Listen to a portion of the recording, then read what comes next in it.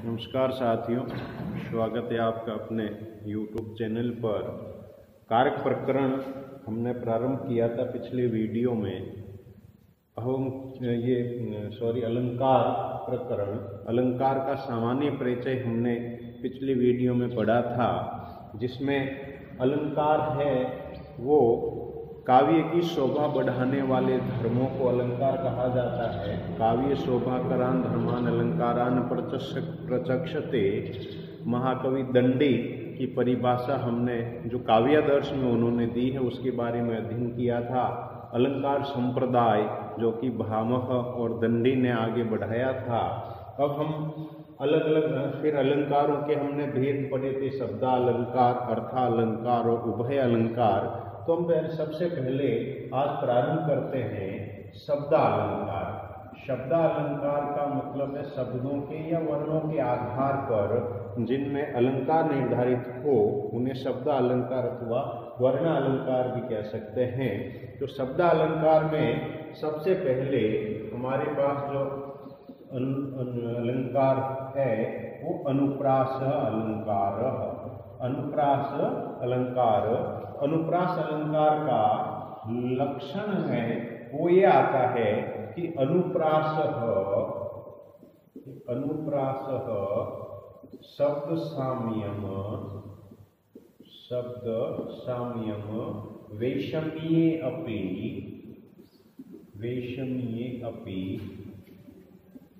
स्वरस्य यत्, वैषम्ये अपि स्वरस्य यत्। एक लक्षण इसका ये भी मिलता है वर्ण साम्यम अनुप्रासः, वर्ण साम्यम अनुप्रासः। अलग अलग कवियों ने, अलग अलग साहित्य काव्यकारों ने वो अलग अलग परिभाषाएं दी हैं अलंकारों की अपने अनुसार। परिभाषा वही है, शब्दों का फेरबदल है। ये कह रहा अनुप्रासः शब्द साम्यम वैषम्ये अपि स्वरस्य यत्। यहाँ पर शब्दों की समानता, शब्दों की समानता के लिए कई बार ये सवाल पूछा जाता है कि अनुप्रास शब्द साम्य वैषम्ये अपि स्वरस्य यत्, यहाँ पर शब्द साम्य से क्या तात्पर्य है? यहाँ पर शब्द साम्य से तात्पर्य है वर्ण साम्य, और वर्ण साम्य में भी व्यंजन साम्य यानी व्यंजनों की समानता।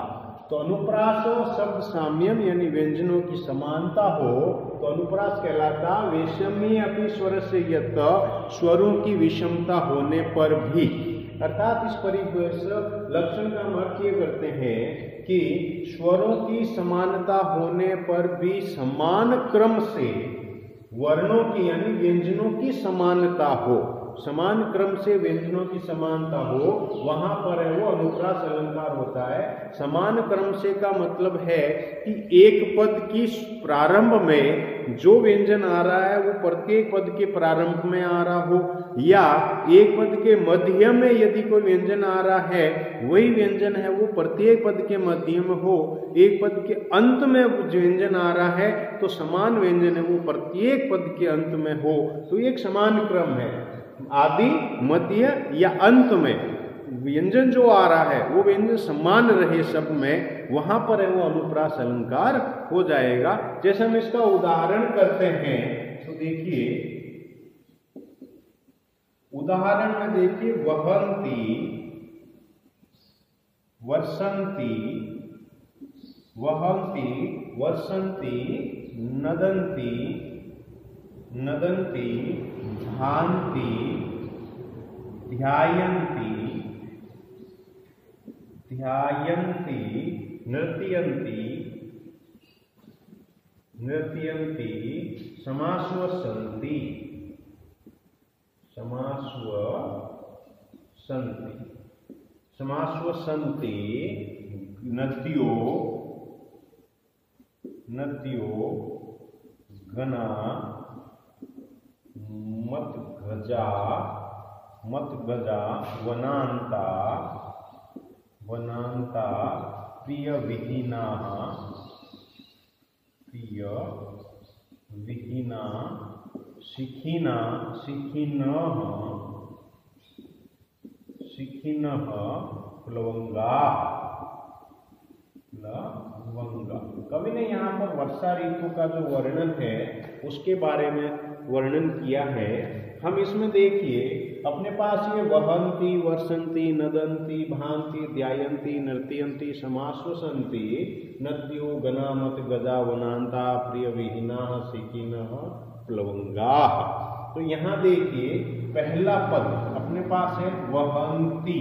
तो वहंती के अंत में देखिए न और त, ईश्वर आ रहा है, न त व्यंजन आ रहा है अंत में, न और त व्यंजन। अब देखिए प्रत्येक पद के अंत में क्रियापद आ रहे हैं सारे, ये प्रत्येक क्रियापद के अंत में न त व्यंजन आ रहा है। या देखिए वर्षंती में न त, उसी प्रकार से नदंती में न त, भांति में न त, ध्यायंती में न त, नृत्यंती में न त और समाश्वसंती में न त। यानी कि प्रत्येक पद में क्रम से, यानी प्रत्येक पद के अंत में न त व्यंजन आ रहा है तो उन्हीं न त व्यंजनों की आवृत्ति प्रत्येक पद में उसी क्रम से हो रही है। यानी यहाँ पर अंत में न त आ रहा है तो प्रत्येक क्रियापद के अंत में न त इन दो व्यंजनों की बार बार आवृत्ति हो रही है, इन दो व्यंजनों की आवृत्ति हो रही है, अर्थात यहाँ अनुप्रास अलंकार, यानी कि व्यंजनों की आवृत्ति। इस उदाहरण से आपको समझ में आ गया होगा कि व्यंजनों की आवृत्ति हो समान क्रम से। व्यंजनों की आवृत्ति यदि आदि में कोई व्यंजन आ रहा है तो वही व्यंजन उसी में होना चाहिए, अंत आदि में, मध्य में आ रहा है तो वही व्यंजन बार बार मध्य में आए, अंत में आ रहा तो वही व्यंजन बार बार अंत में आए। इस प्रकार से उसमें स्वर अलग अलग हो सकते हैं लेकिन व्यंजन समान हो तो वहां पर है वो अनुप्रास अलंकार हो जाएगा। तो व्यंजनों की समान क्रम से आवृत्ति है वो अनुप्रास अलंकार कहलाता है। अब देखिए अपन अगला एक और आता है वर्णानुप्रास या शब्द अलंकार में। वर्ण अलंकार या शब्द अलंकार में हम जिसे कह सकते हैं वो आता है यमक अलंकार।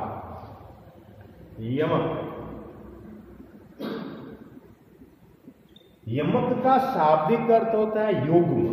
देखिए युग्म या जिसको अपन कहते हैं जोड़ा, युग्म या जोड़ा, उसमें कम से कम दो संख्या होती है, चाहे दो शब्द हो, चाहे दो वर्ण हो, चाहे दो पद हो या चाहे दो व्यक्ति हो, दो वस्तुएं हो, हमेशा युग्म है वो दो संख्या का माना जाता है। तो यहाँ यमक का मतलब यह संख्या में दो। अब देखिए यमक अलंकार का लक्षण क्या कहता है कि कहां पर यमक अलंकार होगा कि सत्यर्थे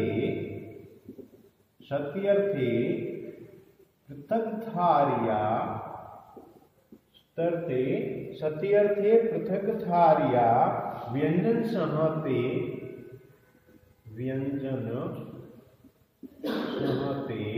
क्रमेण तेनेवा वर्तिर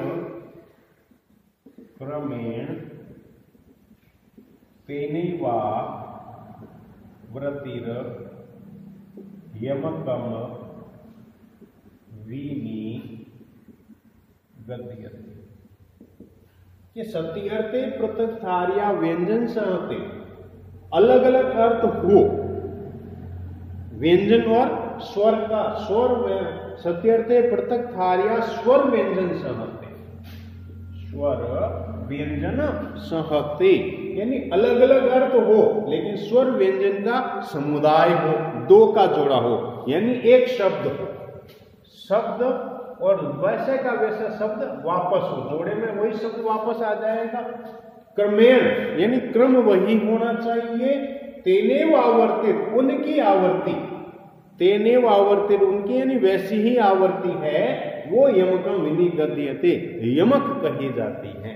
यानी इसका कहने का मतलब है कि एक शब्द आ रहा हो वैसा का वैसा दूसरा शब्द हो। दूसरा शब्द कैसे कि पहले शब्द में आदि में जो वर्ण आ रहा हो वही वर्ण आदि में इसके हो, इसके जो मध्य में आ रहा हो वही वर्ण इसके मध्य में हो, इसके जो अंत में आ रहा हो वही वर्ण इसके अंत में हो। यानी कि जो शब्द यहाँ आ रहा है वैसा का वैसा शब्द आना चाहिए। तो एक जोड़ा हो गया दो का, यानी जो शब्द यहाँ आ रहा है वो का वो शब्द यहाँ होना चाहिए, तो वो कहलाएगा यमक। दोनों का अर्थ अलग अलग हो सकता है, ये जरूरी नहीं कि दोनों का अर्थ एक हो, अर्थ अलग अलग हो सकता है, लेकिन जैसा पहला शब्द आ रहा है वैसा का वैसा दूसरा शब्द होना चाहिए, तो वहां पर है वो यमक अलंकार हो जाएगा। जैसे उदाहरण के रूप में अपन देखते हैं, एक सामान्य में हम जूतों की दुकान पर जूते पहनने के लिए जाते हैं, शूज लेने के लिए जाते हैं, तो जैसे मान लो 8 नंबर का शूज अपने फिट रहता है, तो एक 8 नंबर का लेते हैं या दोनों ही 8 नंबर के लेते हैं? अपन दोनों ही 8 नंबर के लेंगे। ऐसा नहीं हो सकता कि एक 8 का ले लिया एक 9 नंबर का ले लिया, तो ये अलग अलग हो गए, तो ये एक जोड़ा बन गया। 9 नंबर आ रहे हैं तो दोनों ही अपन 9 नंबर के लेंगे, तो ये एक जोड़ा बन जाएगा। तो इस प्रकार से जहां पर जोड़ा बन रहा हो, एक शब्द जैसा आ रहा हो वैसा ही दूसरा शब्द आ रहा हो बिना किसी वर्ण के परिवर्तन के, तो वहां पर है वो यमक अलंकार हो जाएगा। जैसे इसका उदाहरण अपन करते हैं, तो इसके उदाहरण में देखिए, नव पलाश पलाश, नव पलाश पलाश वनम पुरः स्फुट पराग परागत पंकजम, स्फुट पराग परागत पंकजम, मृदु लतांत लतांत, मृदु लतांत लतांत मलोकयत,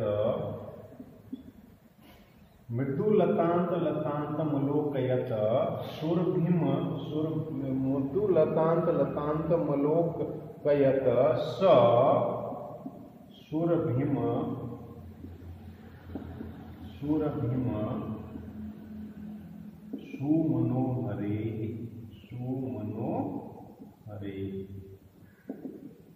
अब देखिए यहाँ अपने पास ये उदाहरण है, नव पलाश पलाश वनम पुरः स्फुट पराग परागत पंकजम, मृदु लतांत लतांतम अलोकयत, स सुरभिम सुरभिम सुमनोहरे।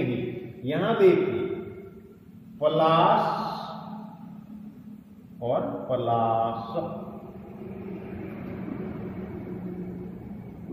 पलाश पलाश, इन दोनों ही शब्दों में किसी भी प्रकार का परिवर्तन नहीं है।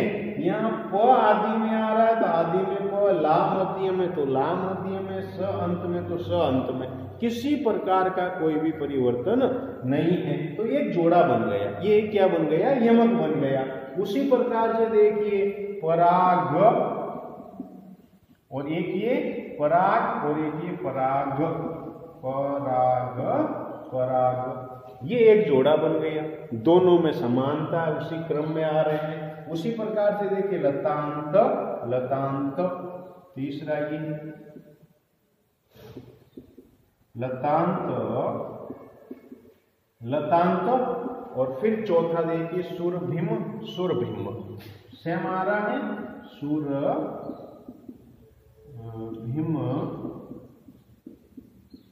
सुरभि। तो यहाँ पलाश पलाश, पराग पराग, लतांत लतांत, सुरभिम सुरभिम, यानी कि एक पद आ रहा है उसी क्रम में दूसरा पद आ रहा है, तो यहाँ पर है वो पृथक कार्य व्यंजन स्वर व्यंजन सहते, यानी स्वर और व्यंजन दोनों के समुदाय में है वो यमक के रूप में पेश हो रहे हैं। पलाश पलाश, पराग पराग, लतांत लतांत, सुरभिम सुरभिम, इसमें तो इस प्रकार से यमक एक युग में एक जोड़ा बनने के कारण है वो यमक अलंकार कहलाएगा। तो इस वीडियो में अपन इसी है अनुप्रास और यमक अलंकार जो शब्द अलंकार में आते हैं। अगले वीडियो में हम फिर से मिलेंगे उभय अलंकार श्लेष अलंकार के साथ, फिर हम शुरू प्रारंभ करेंगे अर्थालंकार। तब तक के लिए नमस्कार, जय हिंद, जय संस्कृत।